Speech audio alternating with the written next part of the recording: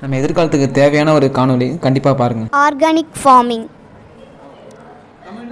இயற்கை வழி வேளாண்மை. இது அதாவது நம்ம இப்போ ஒரு பயிரிடணும்னா அதுக்கு முக்கியமாக நமக்கு விதைகள் தான் தேவை. அந்த விதைகள் ரொம்ப நாள் சீர்குலையாமல் பாதுகாக்கணும்னா அதுக்கு நம்ம சுரை குடுவையில் அந்த விதைகளை அடுத்து மண் வளமாக இருக்கிறதுக்காக நம்ம ஜீவாமிர்தத்தை பயன்படுத்தலாம். செடிக்கு போடுற பூச்சி விரட்டியை பற்றி அந்த பாப்பா அருமையாக சொல்லியிருக்காங்க, கேளுங்க. நம்ம அதுக்கு பூச்சி விரட்டி போடணும். நம்ம கடையில் வாங்குறது பூச்சிக்கொல்லி, அது எல்லா பூச்சிகளையுமே கொன்னுடுது. அதில் நமக்கு நன்மை செய்கிற பூச்சிகளையுமே அது கொன்னுடுது. அதனால் நம்ம பூச்சி விரட்டி பயன்படுத்தணும்னா அது தீமை செய்கிற பூச்சிகளை மட்டும் விரட்டி விடுது. செடிக்கு திடீர்னு வைரஸ் வந்ததுன்னா நம்ம புளிச்ச மோர் பயன்படுத்தலாம். அடுத்து இந்த செடியில் இருக்க பூக்கள்லாம் உதிராமல் இருக்கிறதுக்காக தேமோர் கரைசல் பயன்படுத்தலாம். இந்த கோமியத்தை வச்சு நம்ம எல்லா உரத்தையுமே செஞ்சுருக்கோம்.